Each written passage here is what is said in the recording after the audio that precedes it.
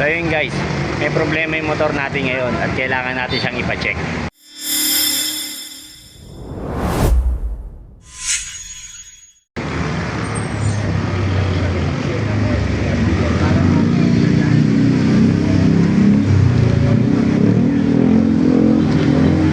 Sira yung kanyang ball race, no? So kaya naman natin siya o kakayanin natin siyang gawin, kaya nga lang wala tayong proper tools para pambaklas at papalitan yung ball race. So ang gagawin natin, pupunta tayo dun sa isang tropa natin kung saan doon natin ipapaayos yung ball race, no? So itong tropa natin, same lang ang pinanggalingan namin. Parehas kami galing sa MSE Riders Club o sa Motorcycle Small Engine Riders Club. Kaya doon natin sa kanya dadalhin to. So tara, dalhin na natin sa kanya yung motor. Hindi niya alam na darating tayo ron eh. Tignan natin kung makikilala niya tayo pag nakita niya yung sticker natin sa motor. So tara, tahan na natin siya.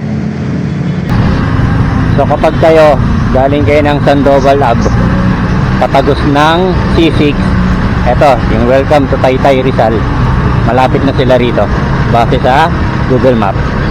So ayun guys, ito yung lilikuan natin. Makikita kayong basketball court dito. Tapos ito, liliko na kayo rito. Then from here, sabi ng mapa ay nasa 100 meters na lang ay makikita na natin yung shop ng ating tropa. So tataas natin yung ating balaklava para di tayo masyadong makilala.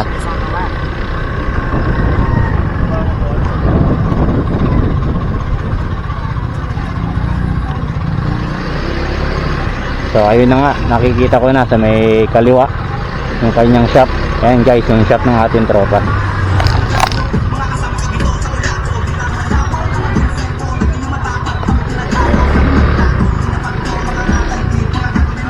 Sir, magkano po paggawasan nyo ng ano? Hindi kami gumagawa ng makina maingay, sir.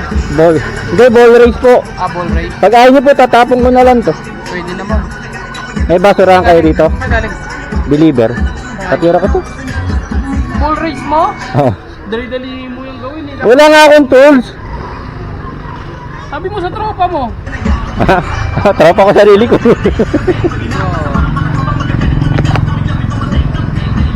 Sa hindi malaman na dahilan kung bakit hindi nag-save yung video ko habang ginagawa yung motor natin kanina, alam ko naka-record yung city ko eh, pero nang hinahanap ko na sa mga video ko, wala, no?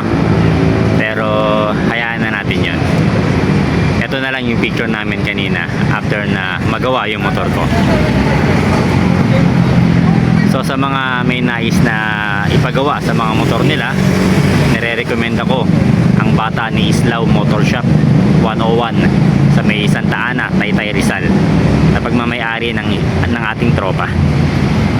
Halos malapit lang siya sa C6. Ilalagay ko yung pin location ng shop sa may comment section. So sa mga malapit lang sa area, dyan na kayo magpagawa sa tropa natin. Tapos sabihin nyo, nalaman nyo yung shop niya dahil kay Moto Malasakit. Ang tabayanan pa ninyo yung mga susunod na shop ng iba pa nating tropa na ipipicture natin sa mga susunod na video. So paano? Hanggang dito na lamang mga kamalasakit.